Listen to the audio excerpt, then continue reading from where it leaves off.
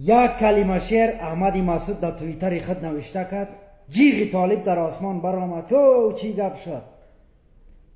تاجیکای افغانستان دست با هم بتید، یکدیگر خود حمایت کنید، همیشه در کنار یکدیگر خود باشید. مردم به خاطر قوم سمتش چی کارایی را کده رئیس از هیچ چیز دریغ نمیکنه.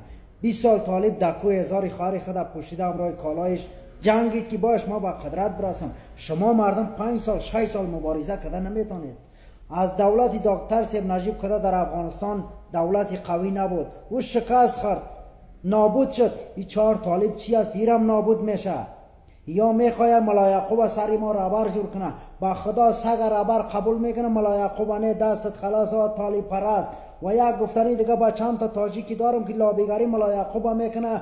از شما کده بی نسب پست دم افغانستان در طبقه تاجیکیش کس نیست. شما مردگا نگفتمت مرو آنجا که آشنات منم، در این سراب فنا چشمه حیات منم. وگر به خشم روی 100,000 سال، ز من به عاقبت به من آیی که منتهات منم. نگفتمت که به نقش جهان مشو راضی، که نقش بند سرا پرده رضات منم. دیگه برادرای عزیز، زورتان دا زور ما را خود دیدین دیگه. یک مصر شعر مولانا از کل جنوب دست خلاص، جمع 40 میلیون پشتون در پاکستان. یک مصر شعر مولانا چپیتان میکنه افغانای عزیز. و او شعر احمد مسعود از مولانا نقل قول کرده بود. بچه ها بعد از این در پالی نام احمد مسعود که به نام رهبر جبهه مقاومت میگین، رهبر تاجیکا و فارسی زبان افغانستان هم بگوین. این واژه را باید ما و شما سر احمد مسعود اینمی تو باید زبان زد بکنیم.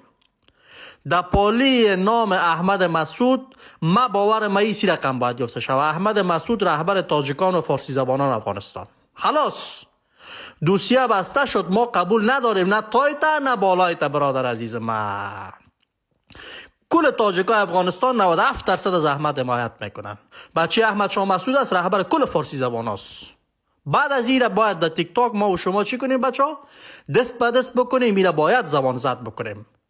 او 4 لچک پودری و چرسی قبول نداره، گپ شخصی خودش است، یا قزلباش است یا ایماق است. تاجیک هم اونا نیستن، ما تاجیک خبر شدیم هستی. ما تاجیکا کل ما فتوا صادر کردیم، دستای ما حالا بالا کردیم که احمد شاه مسعود فوت کرده، بچه جانشینش است، کل تاجیکا و فارسی زبانا رو رهبری میکنه.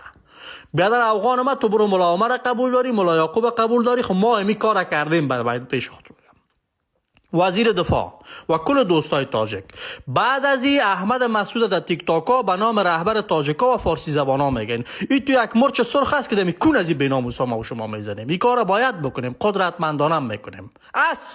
رهبر تاجیکا هم است، رهبر فارسی زبانا هم است.